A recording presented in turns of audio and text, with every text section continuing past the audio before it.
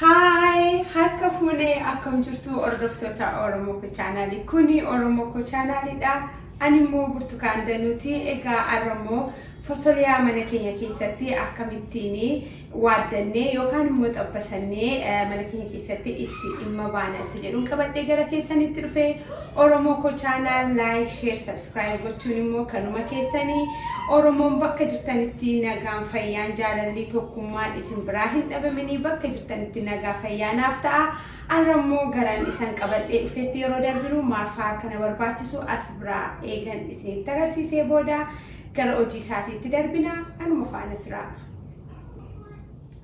Kunootti egaa warrooti na barbaachisanii as biraa warran kaadhee jiru kan hundinuu na barbaachisaa jechuudha fosoliyaa koo hojjetachuu fi as biraa akkuma ilaaltanii fosoliyaa kooti kuni as biraa immoo shunkurtaan qaba. As biraa akkuma isin argitan kaarootiin qaba. As biraa immoo timaatimiin qaba. Timaatimii ani itti godhachuun jaalladha. Bifa isaas naa bareechee gatii baasuuf jechuudha. Tomaatootiin godhadha timaatimii. As biraa immoo qaariyaa dhumarratti itti godhachuuf urgeeffachuuf jechuudha. Qullubbii jinjibila immoo as biraa na barbaachisaa. Isaanis dhandhama gaarii akka nuu kennanii fi fooliin isaas akka urgaa'ee nuu mul'atuuf nu taasisa. Kun immoo soogiddadha. Soogiddii dhandhama mi'aa keenyaafidha. Zayitiin immoo kun nu barbaachisa. Warroota kanaaniin egaa fosoliyaa koo guyyaa irraa mana koo keessatti qopheeffadha. Akkamittiin fosoliyaa koo qulqulleeffadhee gara hojii isaatiitti akka darbinu walii wajjin ilaalla. Anuma faana jira.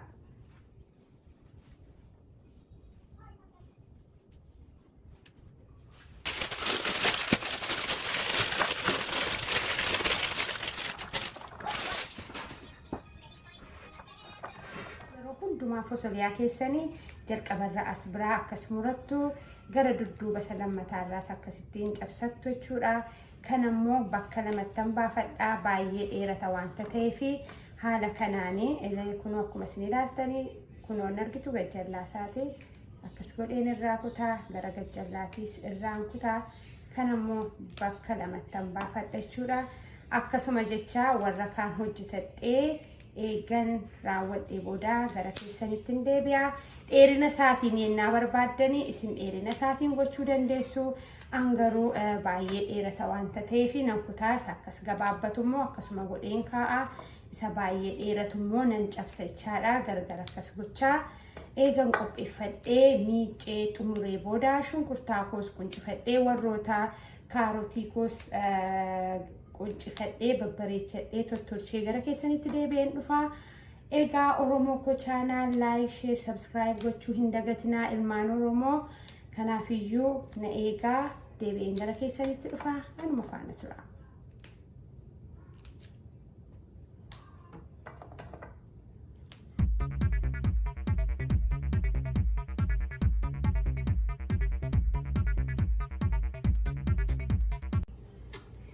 Kunootti egaa qopheeffadhee gara keessanitti deebi'eera. Miicee asittan naqee maaliifin akkas godhadhee bishaan isaa irraa qooffachuu qabdu kanarraa jechuudha. Maal bishaan isaa akka gaariitti kaarootii irraas fosoliyaa irraas zayitiitti naqxanii yeroo xabbastanii xiqqooshee zayitiin keessan akka isin hin gubne jechuudha. Abiddas akkasiin jalaan kaafnee fi fosoliyaa keessanii xuruutti peppertaaworii kanaanii anamma akkas godhee diddiriirsee turseera.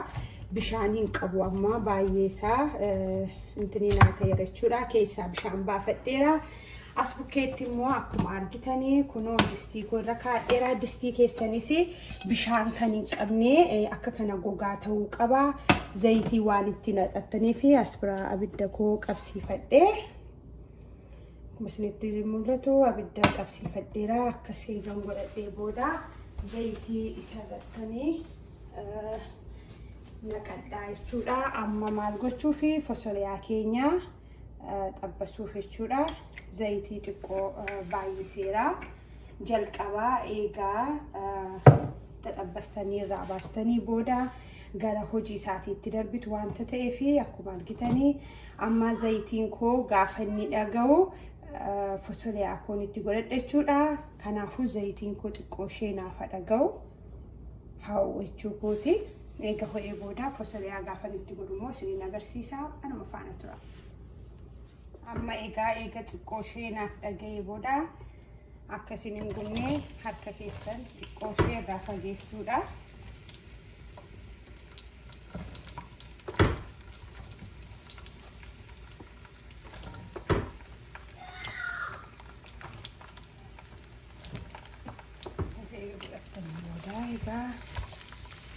kuni xiqqoo ishee hamma inni bishaatutti akkasumas sochoosuudha. kuni distii keessan waan hin miinetu ta'e amma kuni caafiinsaa laastikiidha. badaa distii keenya nu jalaa hin miitu nu jalaa hin soofu jechuudha. wantoota akkasii gaafa gargaaramtanii kan itti hojjetattan akkasiin jalaa hin soofnee fi waan akkas laastikii ta'e yoo ta'e gaariidha. abidda siin danda'a jechuudha kuni. amma egaa akka kanatti kunoo fosoliyaan koo xiqqoo ishee gaafa bishaatu isinitti deebi'een dhufa.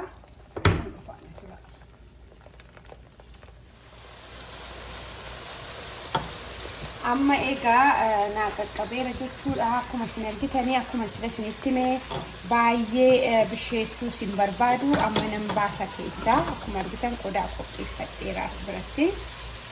qodaa calala zayitii isaa akkasii gadi bu'utti garuu qodaa akkasii yoo godhatan gaariidha.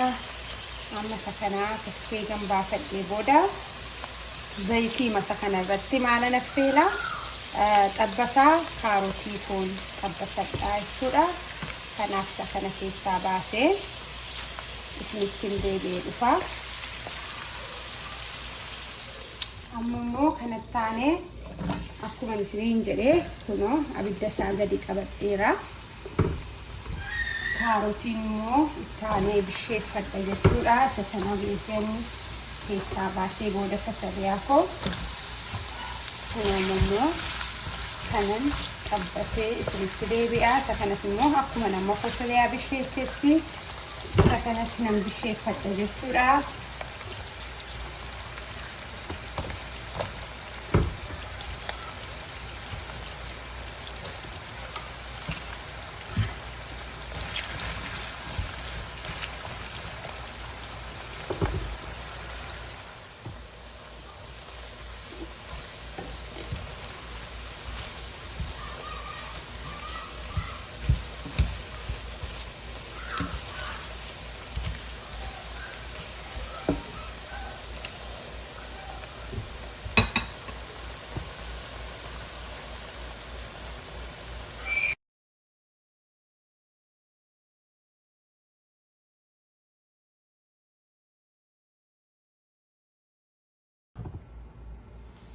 egaa amma zayitii koo irratti maalan godhadha jechuudha. shunkurtaa koo immoo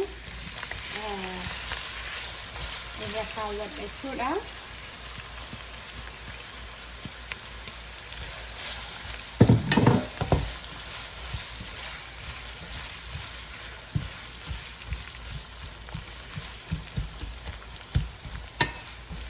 egaa shunkurtiin koo akka bishaate immoo deebi'een gara keessanitti dhufa.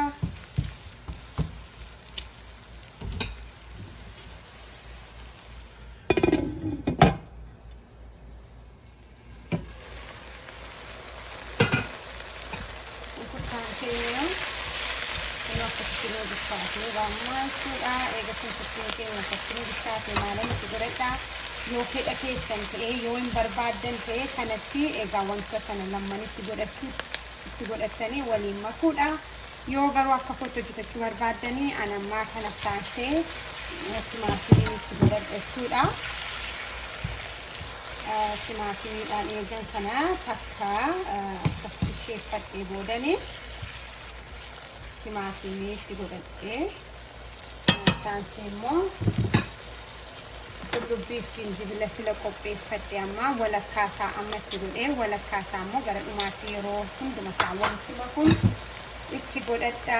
amma garuu warri kun waliin fina bishaatanii isaan kana godhatanii soogiddaa amma fedha keessanii ammuma itti godhachuu dandeessu. dhumarratti itti godhuu dandeessu. garuu kana walitti bisheessadhaani.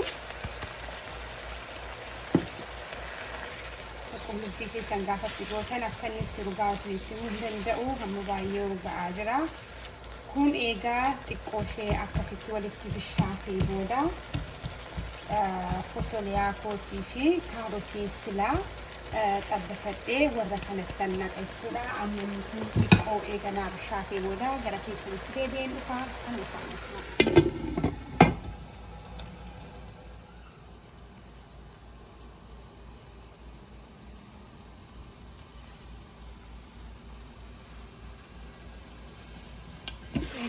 Mas bersih ini kawal jelas sudah shunkurti kayaknya timatir kayaknya akka gaarii ta'e gaafatti bishaatee booda amma wanti nu hafu walitti makuu duwwaadha. Wantootaan qopheeffadhe kana hunduma isaa jechuudha. Akkasitti mul'atu fosoliyaa irraan jalqabaa fosoliyaa foolchituudha.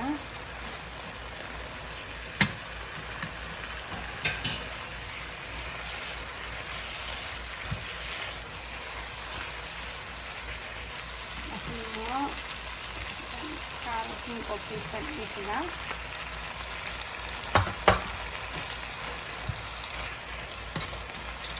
qullubbii hambifadhe siniin jedhe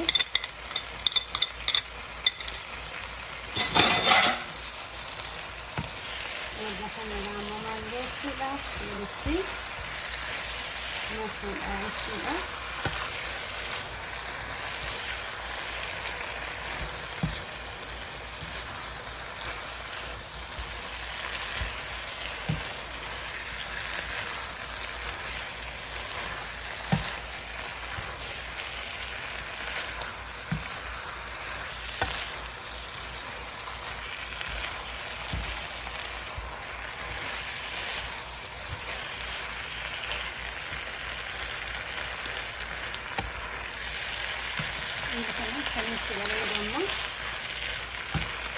Fosoliyaan keenya qaqqabeera jechuudha. Soogidda isaa amma ilaaltanii yoo hin qabne fi soogidda keessanitti dabalattu waan biraa hin qabu. Fosoliyaan guyyaa irraa kana fakkaata. Ani mana koo keessatti haala kanaan hojjedha. Haala biraadhaan kan hojjedhu immoo viidiyoo biraadhaan qabadhee isinii dhiyaadha. Ini malah fakkaatu fi agarsiisaa gara dhumaa bakka sakkeetti maalan itti dabaladha. Qaariyaan qopheeffadhe sidaa file. Isitti buqqifachuu dandeessu.